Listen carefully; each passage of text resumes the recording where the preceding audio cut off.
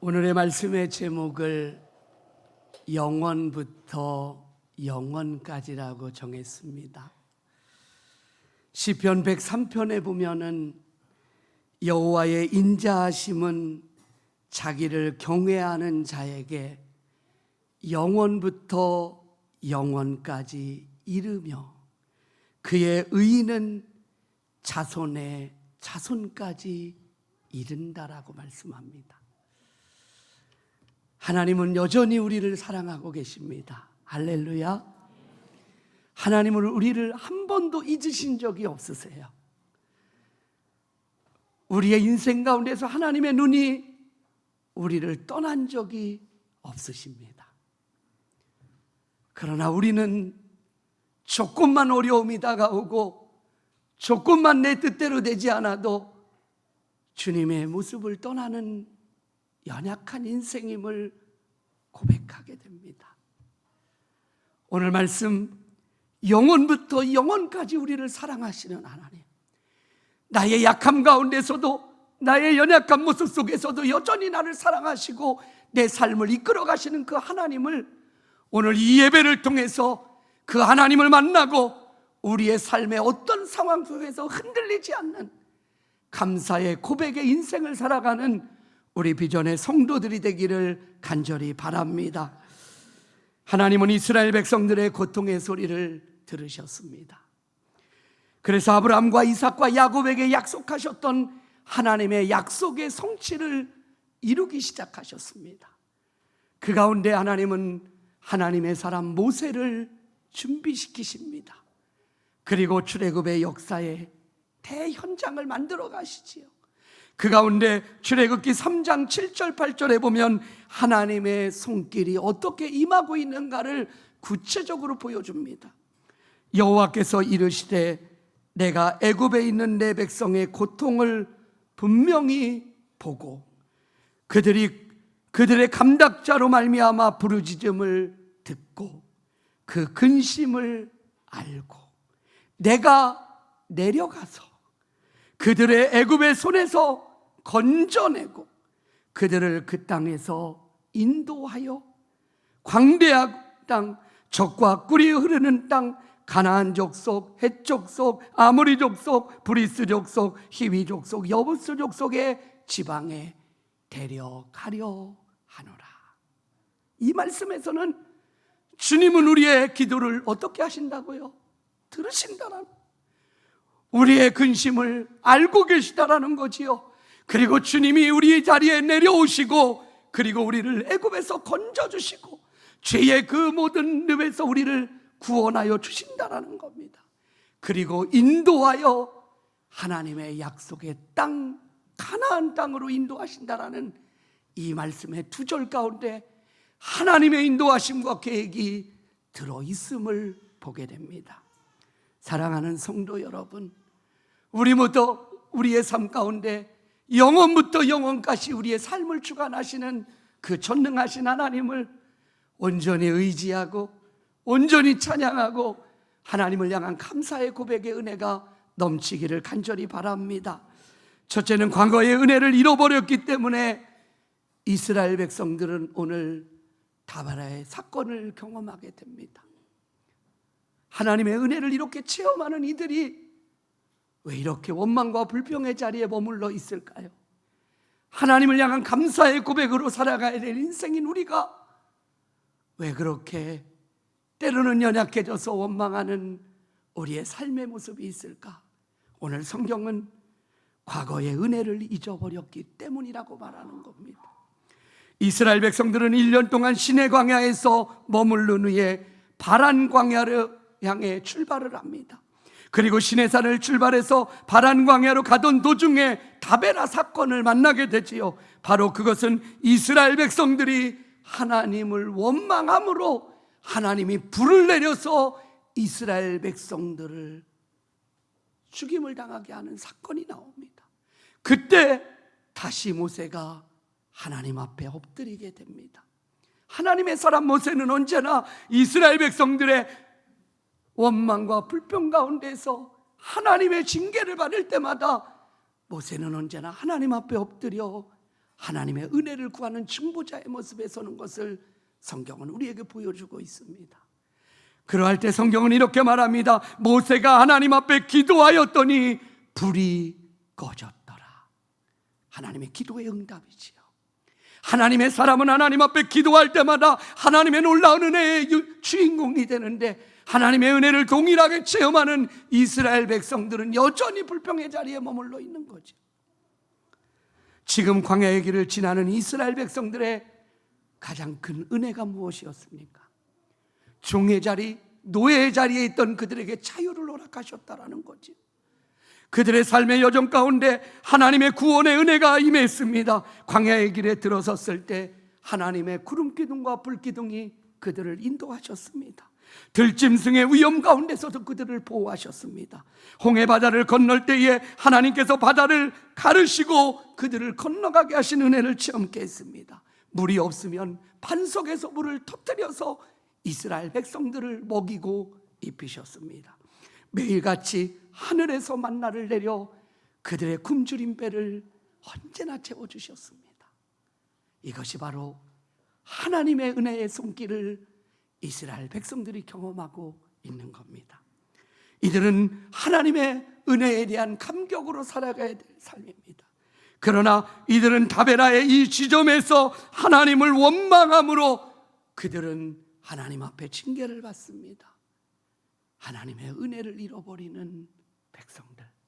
아니, 오늘을 살아가는 저와 여러분의 모습 속에서 하나님의 구원의 은총을 믿고 하나님의 자녀된 우리가 하나님의 은혜의 삶을 살아가다가 하나님의 은혜를 망각해버리면 우리의 삶도 불평과 원망의 자리에 머물 수 있다는 사실을 기억하셔야 됩니다. 그래서 다윗은 시편 103편에 이런 고백을 합니다. 내 영혼아 여호와를 송축하며 그 모든 은택을 잊지 말지어다. 할렐루야. 하나님의 은혜를 잊지 말라고 선포하고 있는 겁니다. 우리가 하나님의 은혜를 망각하는 순간 찬양의 자리가 원망의 자리가 되어집니다. 구원의 감격과 주님의 인도하심의 은혜를 힘입는 자리가 절망의 자리가 되어지는 거지요.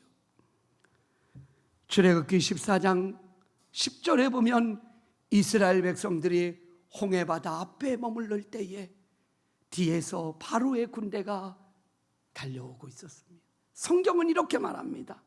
바로가 가까이 올 때에 이스라엘 자손이 눈을 들어 본즉 애굽 사람들이 자기 뒤에서 이르게 됩니다. 그러자 이스라엘 자손이 어떻게 됐다고요? 심히 두려워하더라. 이스라엘 백성들은 이제까지 하나님만을 보고 달려왔어요. 이제까지 하나님의 종인 모세의 말을 듣고 하나님의 말씀대로 순종하며 하나님만을 바라보며 애굽에서 이끌어내시는 전능하신 하나님, 10가지 재앙을 통해서 전능하신 하나님의 놀라운 은혜를 체험했던 이스라엘 백성들, 그들의 생명은 오직 하나님이셨어요. 그들을 이끄시는 분도 하나님이시고 그 모든 종의 자리에서 해방시켜 두신 그 은혜의 모습도 하나님이셨어요. 근데 이들의 눈이 애굽의 바로의 군대의 시선이 빼앗기는 것. 우리가 믿음의 길을 걸어가다가 흔들릴 때가 언제입니까? 원망과 불평의 자리에 머물 때가 언제지요? 믿음을 가지고 하나님만을 바라보고 하나님이 나의 생명, 나의 주님인 것을 고백하며 살던 우리가 어느 날 세상을 바라보고 사람을 바라보고 물질을 의지하게 될 때 우리도 이렇게 무너지고 원망의 자리를 머물 수 있다는 사실을 기억해야 됩니다. 무엇을 보느냐가 우리를 두렵게 하는 겁니다. 무엇을 보느냐가 하나님만을 바라보고 의지했던 이들은 두려울 것이 없었습니다. 그들은 담대했습니다. 그들은 하나님 한 분만으로 든든했어요. 주님 한 분만 계시면 문제가 없다고 생각했습니다. 그러나 그들의 시선이 애굽의 군대를 바라보는 순간 그들은 두려움에 휩싸여 버렸던 것입니다. 애굽 사람을 섬기는 것이 광야에서 죽는 것보다 낫다라는 고백을 하기 시작합니다. 그들은 이제 불평의 원망 속에서 애굽의 매장지가 없어서 우리를 이곳까지 이끌어서 여기서 이 광야에서 죽게 하겠느냐라고 그들은 원망의 고백들이 나오기 시작합니다. 순식간에 이들의 불평과 원망은 온 백성을 울음바다로 만들어 버립니다. 이것이 바로 죄의 쓴뿌리의 능력이지요. 순간적으로 모든 이들이 소망을 잃어버립니다. 이들이 바라봤던 가나안 땅이 그들에게 보여지지 않았습니다. 약속의 땅, 하나님이 이끄시고 하나님이 약속하신 그 가나안 땅을 향해 걸어가던 이들에게 불평과 원망은 더 이상 가나안 땅을 바라보지도 못하고 절망의 늪에 빠져가는 이스라엘 백성들의 모습을 보여주는 겁니다. 사랑하는 성도 여러분, 우리가 인생을 살아가면서 우리도 분명한 믿음의 선에 서야 합니다. 믿음의 고백을 가지고 하나님을 향한 감사의 삶을 살아갈지, 아니면 세상의 모든 것들, 나에게 있어서 있는 것이 아니라 없는 것들로 인해 불평과 원망의 자리에 머물고 있는 우리의 모습은 없는지. 그래서 오늘 모세는 이런 고백을 이스라엘 백성들에게 합니다. 너희는 두려워하지 말고 가만히 있어서 여호와께서 오늘 너희를 위하여 행하시는 구원을 보라고 말씀하고 있는 거예요. 여기서 주시는 말씀이 뭐예요? 너희가 하는 것이 아니다. 우리가 하는 것은 하나님을 믿고 하나님을 의지하고 하나님의 말씀을 갖고 우리의 시선이 하나님께 온전히 붙잡힌 바 되면 하나님이 구원을 이루시는 거예요. 우리의 삶을 승리케 하실 줄로 믿습니다. 우리의 능력이 아니라 하나님의 인도하심과 능력임을 절대로 잊어서는 안 된다는 사실이에요. 두 번째는 현재의 축복을 잃어버렸기 때문에 그들은 원망의 자리에 머무르게 됩니다. 오늘 보면은 이스라엘 백성들이 하나님을 원망하고 그 이유는 바로 광야 생활의 불편함 때문이었다라는 거죠. 그들은 풍족하지 못했을 것입니다. 그러나 하나님께서 그들에게 매일매일 만나를 내려주셨습니다. 하루도 거르지 않고 불꽃 같은 눈으로 지키시고 인도하시고 보호하시고 전쟁이 일어날 때마다 하나님이 싸우시고 이기게 하셨던 이 놀라운 역사를 우리는 말씀을 통해서 봅니다. 그러나 그들은 있는 것에 대한 감사가 아니라 없는 것에 대한 불평에 빠지기 시작합니다. 사랑하는 성도 여러분, 우리에게 사랑하는 가족들을, 사랑하는 사람들을, 그리고 우리에게 건강을, 그리고 오늘을 살아가게 하시고 바로 2019년 10월 13일 이 주일까지 우리의 삶의 여정을 눈동자같이 지켜주신 하나님, 때로는 어려움과 아픔과 고난 가운데서도 우리를 건져주시고 이기게 하시고 이 자리까지 이르게 하신 전능하신 그 하나님으로 인해 우리가 감사하며 하나님을 찬양하며 예배하는 우리 비전의 성도들이 되기를 간절히 바랍니다. 10월의 한 달은 우리가 감사의 고백으로 나아가는 달입니다. 하나님을 향한 감사의 고백을 잃어버리지 않고 나에게 허락하신 많은 것들에 대한 감사, 만 가지 은혜를 받았으니 그 은혜에 대한 감격을 잃어버리지 않아야 됩니다. 에덴 동산에서 수만 가지의 열매를 먹고 취하라고 했지만 그를 유혹하는 뱀은 하와에게 이 동산에 있는 모든 나무의 열매를 먹지 말라고 하더냐. 하나님이 말씀하신 건 오직 하나잖아, 선악과. 그것 때문에 원망하게 되는 거지요. 우리에게 하나님께서 만 가지 은혜를 주셨음에도 불구하고 나에게 없는 것으로 인해서 불평하고 원망하는 우리는 아닌지. 오늘 이스라엘 백성들에게 하나님은 그들이 굶주려서 굶어 죽은 인생이 없습니다. 병에 걸려서 그들이 아파하며 죽은 인생이 없다라는 거지요. 하나님은 그들을 정말 눈동자같이 지켜주시고 영원부터 영원까지. 만약에 우리가 하나님의 입장에 서 있었더라면 이스라엘 백성이 불평하고 하나님의 기적을 보고 또 원망하고 또 불평하고 이런 모습을 바라봤다면 우리의 모습은 어땠겠습니까?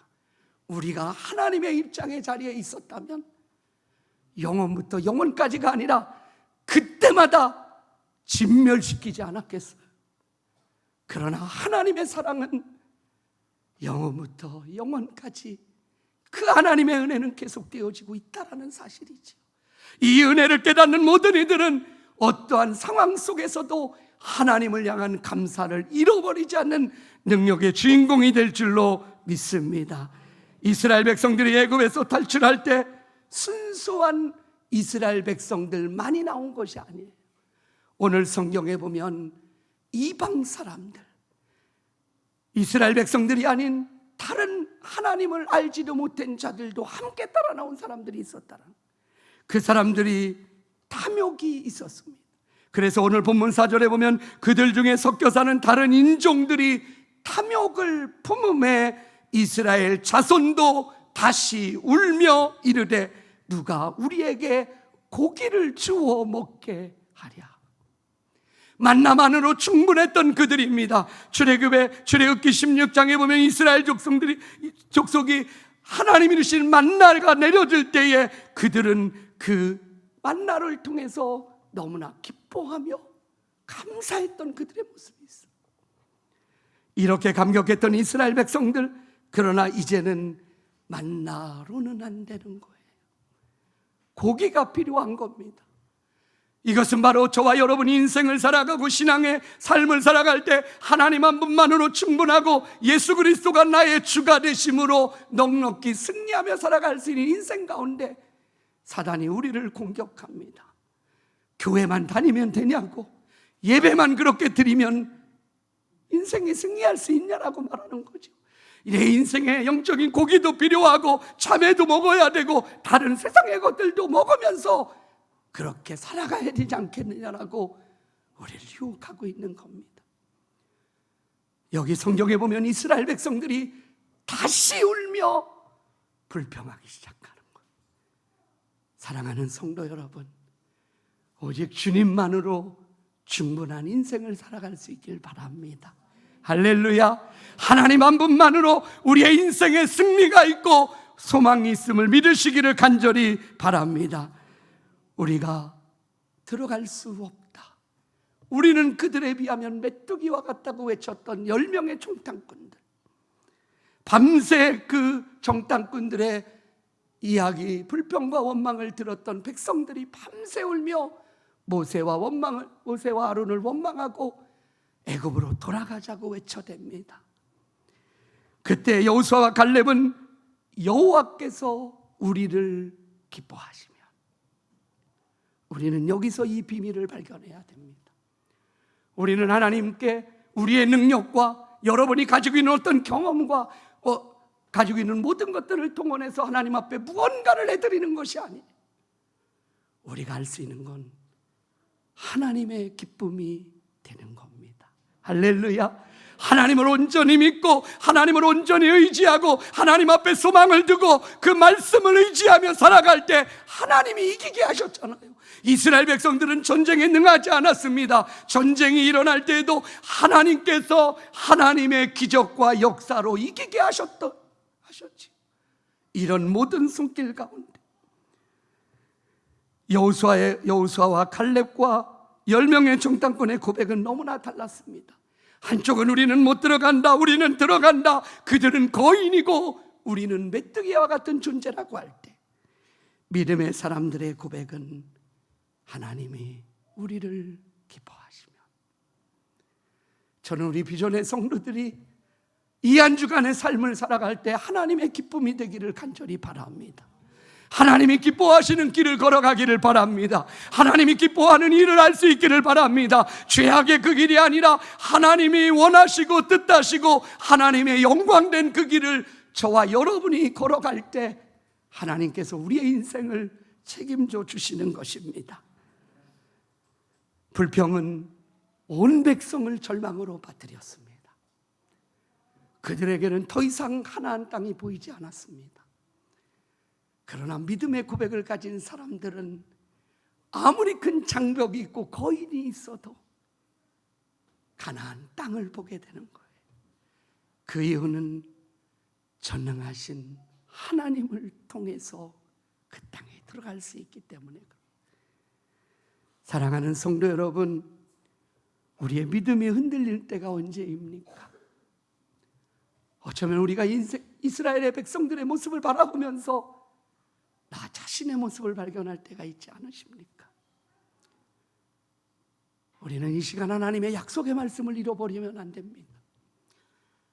하나님이 가나안 땅에 들어가게 하실 때에 이스라엘 백성들에게 약속하신 건 네가 열심히 싸우고 네가 열심히 돈을 모으고 네가 열심히 달려가면 내가 준비하는 가나안 땅에 들어갈 수 있을지 몰라, 이렇게 말하지 않으셨어요.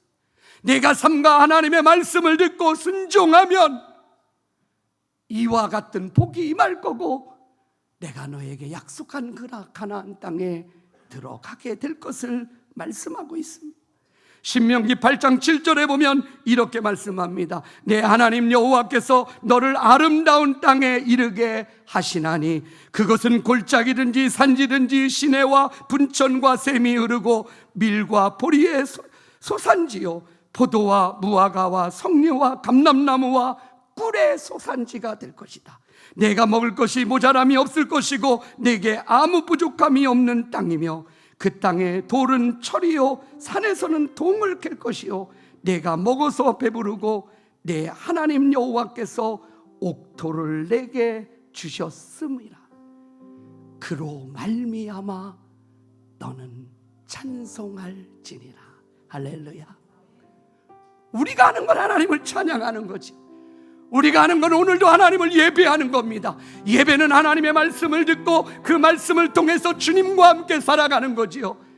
이 예배의 이 한 시간이 아니라 여러분이 살아가는 여러분의 인생의 삶 속에 하나님이 함께 계시는 것, 하나님이 여러분의 인생의 지혜와 능력과 힘으로 우리를 이기게 하시고 승리케 하시는 그 전능하신 하나님을 만나는 은혜가 있기를 간절히 바랍니다. 죄는 우리를 절망으로 빠뜨리지요. 그러나 하나님의 말씀은 우리를 소망으로 인도합니다. 어디에 있는 게 중요한 게 아니에요. 어떤 환경에 있느냐가 아니에요. 때로는 고난이 우리에게 축복이 되고 유익이 되는 이유가 뭔지 아십니까? 어려움이 다가오면 우리는 하나님을 의지할 수밖에 없어요. 고난이 다가오면 내가 얼마나 연약한 인생인가를 깨닫게 돼요. 하나님밖에 없음을 느끼게 되어지지요. 그래서 주님 앞에 엎드리게 되고 주님의 약속의 말씀만을 붙들 수밖에 없는 인생이 되어지는 것. 그럴 때 하나님은 그렇게 하나님을 의지하는 백성들을 통해서 하나님은 오늘도 내일도 여러분의 인생 가운데 일하고 계시다라는 거예요. 할렐루야. 여러분의 가정을 통해서, 여러분의 인생을 통해서 우리가 아무리 연약하고 부족할지라도 하나님의 기쁨이 되기만 하면, 하나님이 원하시는 종이 되기만 하면 하나님은 우리를 통해서 하나님의 놀라운 역사를 이루심을 믿으시기를 간절히 바랍니다. 주님의 몸된 이 비전 교회, 하나님께서 이곳에 하나님의 몸된 교회를 세우신 하나님의 뜻이 어디에 있을까요? 그리고 이 몸된 교회, 저와 여러분을 부르신 하나님의 소망은 어디에 있을까요? 우리가 하나님의 기쁨이 되면 이 몸된 교회를 통해서 이 나라, 이 민족, 이 동두천에 정말 예수 그리스도의 놀라운 은혜와 능력을 나타내, 정말 예수 믿는 사람들이 어떤 삶을 살아가는지를 저와 여러분을 통해서 주님이 보여주시고 주님의 능력을 나타내셔서 살아계신 하나님이 증거되는 놀라운 역사의 삶을 살아가는 우리 비전의 성도들이 되기를 간절히 바랍니다. 할렐루야. 오늘 말씀을 기억하며 이 찬양의 고백을 함께 부르며 나갑시다. 죄악의 사슬에서 괴로움의 눈물 흘릴 때 말씀으로 찾아오신 주님 영생을 약속했네. 첫사랑의 뜨거움이 식어져서 눈물을 흘릴 때 십자가를 지고 가신 주님 평안을 약속했네. 광야의 세상에서 외로움의 눈물 흘릴 때 골고다로 걸어가신 주님, 천국을 약속했네. 우리 모두가 이 시간 죄에 매여 있는 인생이 아니라 하나님의 은혜에 속한 자의 삶을 살아가서 오늘 주님이 주시는 영생의 약속, 하나님의 평강의 은혜, 저 천국을 소망하며 이 땅에서 하나님이 보시기에 가장 아름답고 기쁨의 삶을 살아가는 비전의 성도들이 되기를 간절히 바랍니다. 이 찬양의 고백으로 함께 나아가겠습니다.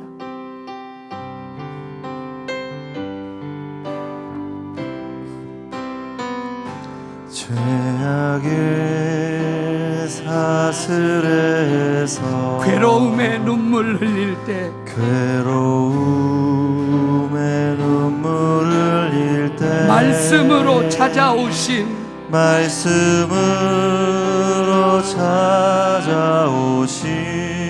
주님, 영생을 첫사랑의 뜨거움이